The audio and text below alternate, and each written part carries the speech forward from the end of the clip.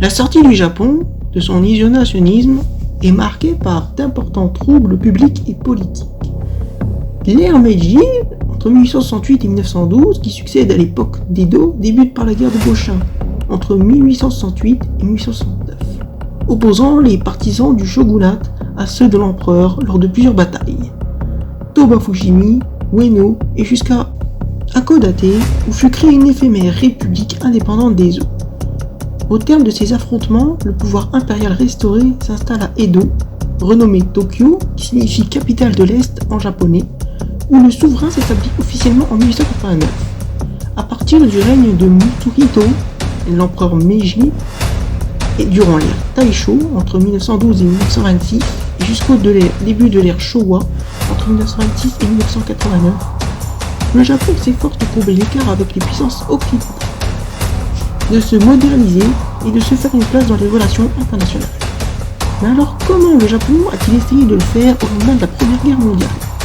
Nous voici donc arrivés lors d'un nouvel épisode de notre série consacrée à la période de l'entre-deux-guerres. C'est parti, générique.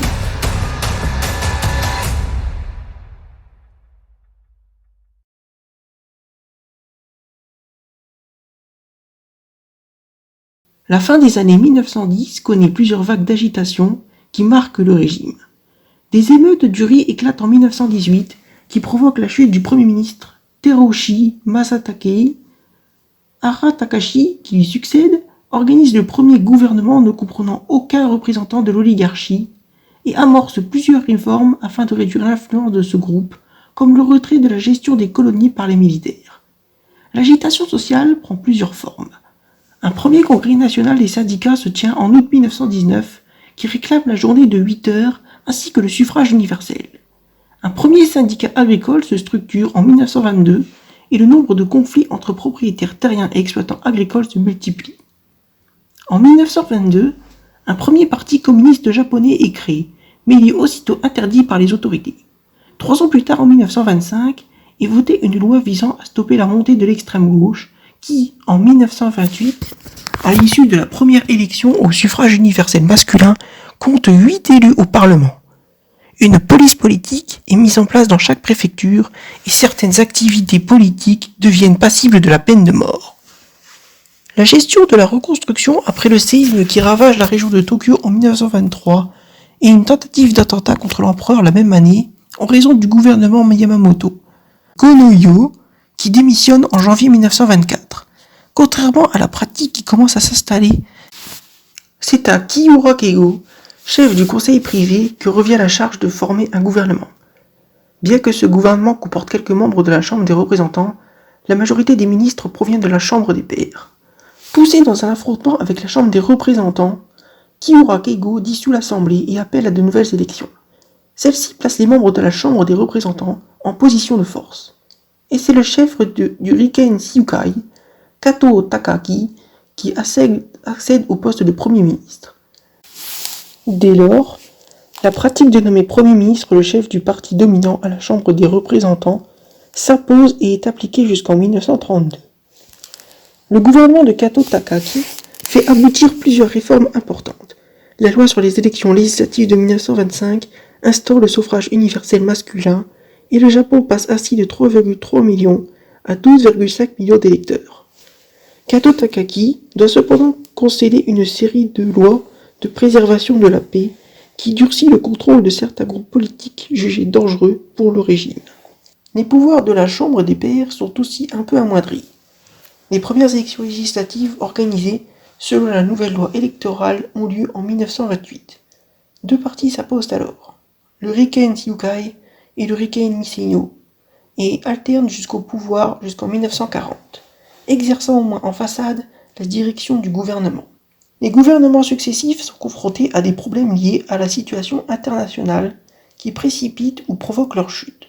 La défense des intérêts japonais en Mandchourie entraîne en juillet 1929 la chute du Premier ministre Tanaka Kishi, la gestion de la crise économique de 1929 et de la renégociation du traité naval de Londres fait se liguer contre Hamagoshi Osachi, une partie de la population et des mouvements nationalistes, et aboutit à l'attentat qui le prend pour cible en novembre 1930. Wakatsuki Reijiro, d'abord opposé à un plus grand engagement militaire en Mandchourie, est contraint de l'accepter et de le cautionner, après un coup de force des militaires lors de l'incident du Mukden en septembre 1931. Lâché par ses ministres, il finit par démissionner. Les élections législatives japonaises de 1932 ne parviennent pas à enrayer la perte de légitimité des parlementaires face à l'armée.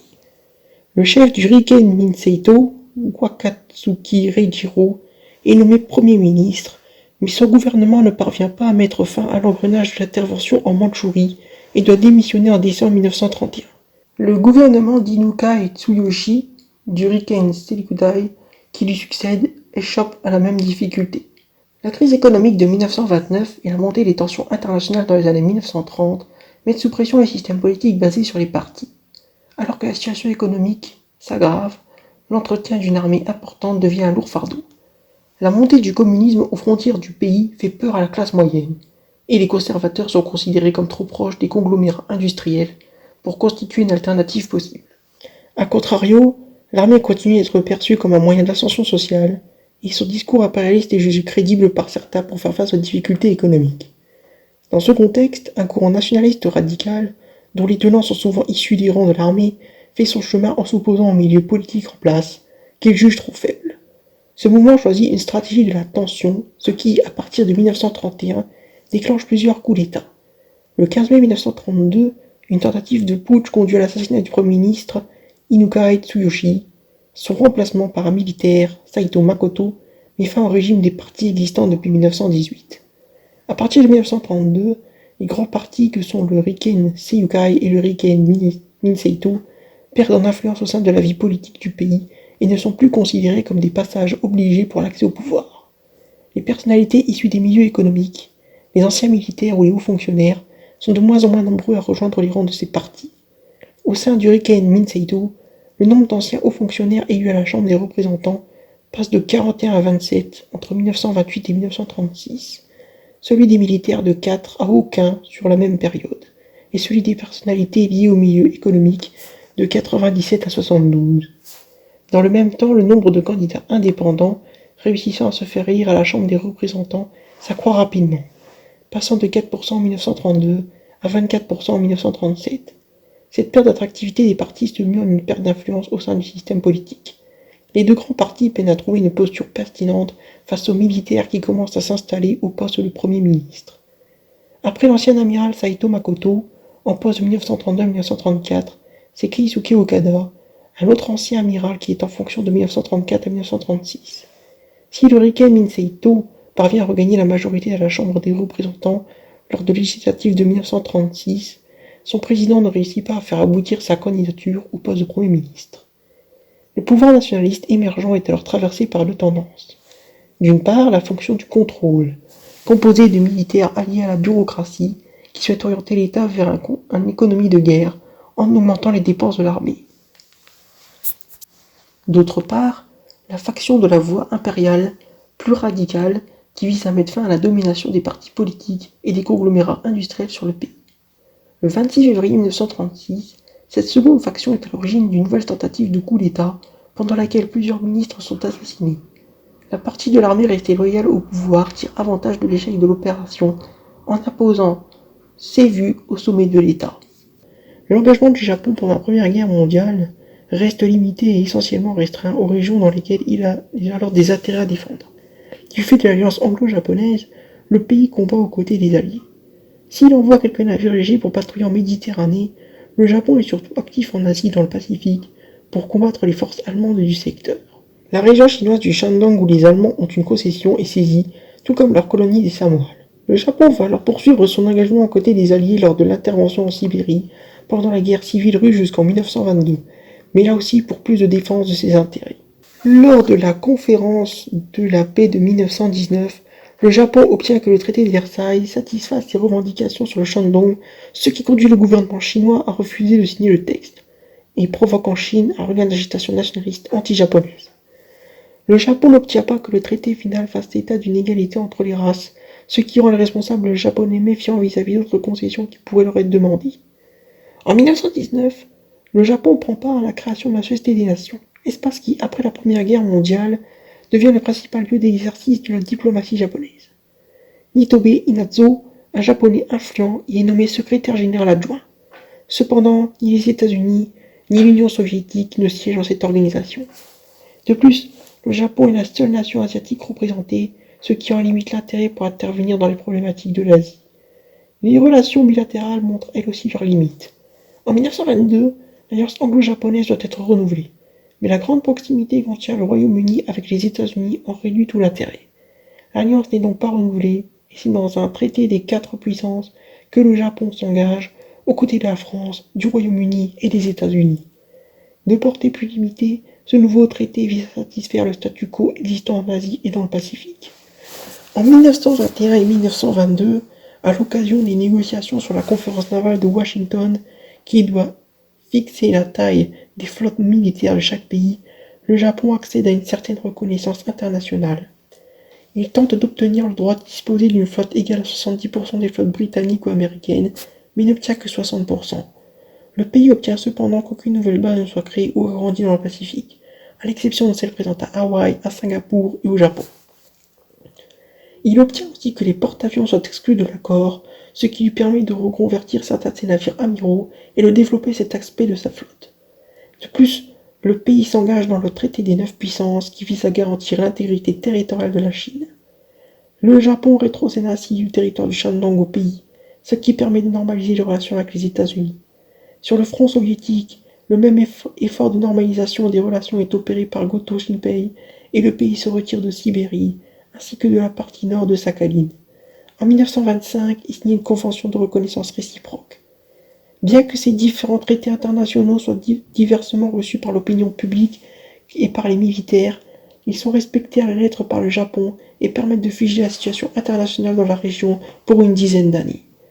Sous l'impulsion de Kijuro Shidehara, ministre des Affaires étrangères, à plusieurs reprises entre 1924 et 1931, voit le jour une doctrine Shidehara qui encadre les actions du Japon sur la scène internationale. Le pays s'engage dans une dynamique de collaboration avec les autres nations au sein de la SDN et coopère en particulier avec le Royaume-Uni et les États-Unis. La doctrine vise aussi à cesser toute forme d'ingérence dans les affaires internes de la Chine, tout en soutenant l'abolition de l'extraterritorialité qui s'applique encore dans certains domaines de ce pays. Lors de l'incident de Nankin, en 1927, le Japon a l'occasion de faire la démonstration qu'il sait honorer ses engagements. Bien que les Anglo-Américains soient favorables à une intervention militaire pour soutenir leurs intérêts économiques, le Japon refuse de prendre part à celle-ci en estimant que le problème doit être réglé par les autorités chinoises elles-mêmes. Perçue comme trop timorée, cette politique est à l'origine de l'éviction du gouvernement de Shidehara la même année. Tanaka Gishi, qui en 1927 succède à Shidehara, procède à une réorientation complète de la politique générale du Japon. Gishi décide alors d'intervenir en Mandchourie et en Mongolie pour séparer ces régions de la Chine et éviter que les troubles chinois ne s'y propagent. Il proclame aussi que les troupes militaires seront envoyées en Chine partout où sont menacés les citoyens ou des intérêts japonais. La réponse chinoise est rapide et hostile. Un boycott des projets japonais touche le pays et l'incident de Jinan en 1928 marque le renouveau des interventions militaires japonaises en Chine. Cette mauvaise gestion de la question chinoise cause la chute du gouvernement Tanaka Gishi en 1929. À l'issue de cette séquence diplomatique, les relations sont envenimées avec le pouvoir chinois, mais aussi avec les Anglo-Américains qui, entre-temps, se sont accordés pour revoir leur politique en Chine. Si le nouveau traité naval signalant en 1930 permet de réchauffer les relations avec les Anglo-Américains, les prétentions du Kuomintang en Mandchourie empêchent de pacifier les relations avec la Chine. De plus, les différents choix diplomatiques de Shidehara sont perçus au Japon comme trop timorés par les militaires de l'opinion publique, ce qui produit dans la population un rejet croissant des responsables politiques. Au sein de l'armée, certains commencent à envisager des actions violentes pour forcer l'action du gouvernement en Mandchourie. L'incident de Mukden en septembre 1931, perpétré dans ce but par un lieutenant japonais, fait basculer la situation. En dehors de tout cadre politique, l'armée japonaise du Guandong domine rapidement la Mandchourie. Le coup de force de quelques dirigeants militaires locaux met à mal le gouvernement de Wakatsuki qui chute en décembre. Inoka Tsuyoshi, qui lui succède comme Premier ministre, prend le parti de reconnaître ce coup de force, ainsi que l'occupation de la Mandchourie par le Japon. En Chine, le dirigeant Chiang Kai-shek fait le choix de ne pas lancer l'armée chinoise contre l'armée japonaise et s'en remet à la Société des Nations. Cependant, Aucune des autres puissances ne souhaite s'engager. Le Royaume-Uni et les États-Unis sont occupés par les effets de la Grande Dépression et l'Union soviétique est en pleine reconstruction économique, à peine sortie des luttes entre Staline et Trotsky. Non seulement le Royaume-Uni cherche à ménager le Japon pour contrebalancer l'Union soviétique, mais cette dernière commence à se désengager de la région. C'est ainsi que le Japon est libre de mettre en place un État fantoche, le Manchukuo, qu'il est le seul à reconnaître officiellement. Une mission internationale mandatée par la SDN, la commission Lytton, est envoyée sur place pour enquêter sur l'incident de Mukden. Le rapport Lytton, qui ressort de cette enquête, impute les faits au Japon, lequel saisit ce prétexte pour sortir de la Société des Nations en mars 1933 en signe de protestation, ce qui le fait également sortir du système de Versailles. Le pouvoir chinois reste indécis sur les suites à donner. La souveraineté de la Chine sur la Mandchourie ne fait pas l'unanimité, et dans un premier temps, la position du Japon en Mandchourie est tacitement reconnue. Le dirigeant chinois, Chiang Kai-shek, étant occupé à réprimer les communistes en Chine, la question mandchourienne passe au second plan. L'accord de Heiumeizhou en 1935 entérine la situation. Le Japon et la Chine s'accordent sur la levée du boycott des produits japonais, sur la reconnaissance de l'État Manchukuo et sur la lutte contre le communisme. Si localement des militaires japonais continuaient de tenter des coups de force, l'incident du 26 février à Tokyo a pour effet de purger l'armée des éléments les plus radicaux. En juillet 1937 commence une nouvelle phase d'expansion du Japon en Chine, au moment où éclate la guerre sino-japonaise déclenchée par l'incident du pont Marco Polo. Attaquant au nord et à partir de Shanghai, les troupes nippones se heurtent à celles de Chiang Kai-shek. Nankin, la capitale du régime nationaliste chinois, est prise le 13 décembre 1937, ce qui donne lieu à un massacre de la population, au cours duquel environ 200 000 personnes sont tuées. Le conflit s'enlise dès le printemps 1938, alors que les Chinois continuent de résister. Dans le même temps, le Royaume-Uni, les États-Unis, la France et l'Union soviétique prennent le parti de la Chine et envoient de l'aide militaire sur place. Après sa sortie de la Société des Nations en 1933 et le traité naval de Londres en 1936, le Japon cherche de nouveaux alliés, de manière à éviter un isolement diplomatique. Il se tourne alors vers l'Allemagne nazie et en novembre 1936 signe avec ce pays ainsi qu'avec l'Italie fasciste le pacte anti-Comintern qui vise à combattre la montée du communisme. L'armée japonaise incite le gouvernement à élargir les contours du traité pour en faire une alliance militaire, ce que repousse la marine impériale. La réponse américaine, à travers le discours de la quarantaine prononcé en octobre 1938, revêt la forme d'une énonciation symbolique.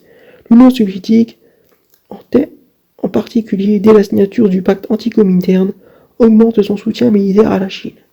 Une telle décision lui fait entrevoir la possibilité d'éloigner le spectre d'un conflit sur deux fronts, contre l'Allemagne et le Japon, en fixant les armées japonaises en Chine. À la même période, le Japon entretient des échanges avec la Turquie, de manière à pouvoir envisager une fermeture du détroit du Bosphore à la flotte russe. Si aucun traité formel ne ressort de ces discussions, la Turquie commande néanmoins en 1934 11 croiseurs à des chantiers japonais. Dès 1938, face à l'enlisement du conflit en Chine, les militaires japonais envisagent deux options. Par idéologie anticommuniste, certains chefs militaires favorisent une option nord qui consiste à attaquer l'URSS de façon à sécuriser les possessions au nord. D'autres responsables, soutenant une option sud, souhaitent couper les voies d'approvisionnement des nationalistes chinois et s'en prendre aux colonies européennes, l'Indochine française, la Birmanie britannique, les Indes orientales néerlandaises par exemple.